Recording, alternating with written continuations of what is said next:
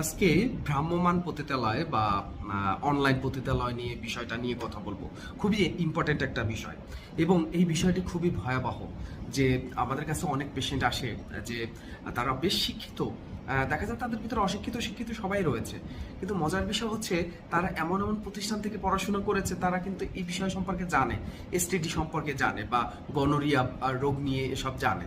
তো এই এখন বিষয়টা হচ্ছে কি, অনলাইনে পতিতাবৃত্তি করে থাকে অনেক মেয়েরা এবং বিভিন্ন রাস্তাঘাটে, বিভিন্ন পার্কে, বিভিন্ন মাধ্যমে, কোনো ব্যক্তির মাধ্যমে, হ্যাঁ, এই পতিতাবৃত্তি করে থাকে। কিন্তু তারা প্রতিষ্ঠানিক কোনো একটা জায়গায় পতিতালয়ে থাকে বা আবাসিক হোটেলে থাকে এরকমটা না।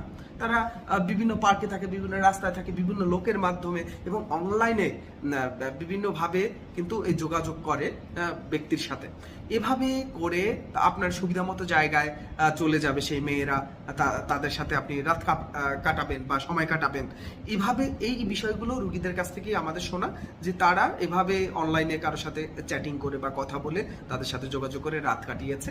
দেখা যায় তার 10 থেকে 15 দিন পর থেকেই তার পুরুষের যে অঙ্গটা রয়েছে সেখান থেকে পুঁজ বের হচ্ছে এবং প্রস্রাবে জ্বালা পোড়া হচ্ছে এবং সাথে দেখা যায় যে তার অন্ডকোষেও ব্যথা হচ্ছে, অর্থাৎ গনোরিয়ার সিমটমস গুলো টেস্ট করে দেখা যায় তার গনোরিয়া রয়েছে বা সিফিলিস বা এসটিডি যে বিভিন্ন ধরনের রোগ রয়েছে সেগুলো আক্রান্ত হয়ে আমাদের কাছে আসেন। তো বিষয়টা হচ্ছে এই শিক্ষিত মানুষরা কেন, তারা তো জানে এসটিডি সম্পর্কে জানে বা গনোরিয়া সম্পর্কে জানে, তো তারপর তারা ভুল করছে কেন? হ্যাঁ, তারা যদি ভুল করে, এই শিক্ষিত ব্যক্তিরা যদি ভুল করে, যারা জানে, তাহলে ভয়াবহ একটা বিষয়। কারণ হচ্ছে শিক্ষিত ব্যক্তিরা এটা ভুল করার কারণ হচ্ছে সে হয়তো মনে করে যে আমি হয়তো অনলাইনে তার সাথে চ্যাটিং করে বা কন্ট্যাক্ট করে এসেছি, সে হয়তো প্রস্টিটিউট না, এটা মনে করে। তো কিন্তু বিষয়টা হচ্ছে প্রস্টিটিউট একটা প্রতিষ্ঠানে থাকে, মেয়েরা পতিতালয় যারা থাকে, আর এরা হচ্ছে অনলাইন পতিতাবৃত্তি, হ্যাঁ, যেটা আমি নাম দিয়েছি আর কি, অনলাইন পতিতাবৃত্তি, এবং বিভিন্ন রাস্তাঘাটে বিভিন্ন কন্টাক্টে। তো এরাও কিন্তু এক ধরনের পতিতাবৃত্তি করে থাকে।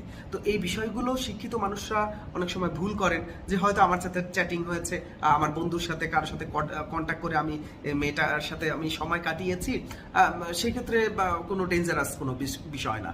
হ্যাঁ, তো এইখানেই ভুলটা করে থাকেন। কারণ আপনি যেভাবে হোক না কেন, আপনার কাছে সহজে একটা মেয়ে চলে আসছে আপনাকে সময় কাটানোর জন্য, আসলে এইরকম সেই নারী তো আরো 10 জন আরো 20 জন পুরুষের সাথে সময় কাটাচ্ছে। তাহলে সেই 10 জন 20 জন পুরুষের সাথে সময় কাটানোর কারণে তাদের ভিতরে যদি কারো এসটিডি থেকে থাকে বা গনোরিয়া থেকে থাকে, সেটা আপনার কাছে চলে আসবে। হ্যাঁ, তো এটা কিন্তু খুবই ভয়াবহ একটা অবস্থা। তো সতর্ক হতে হবে।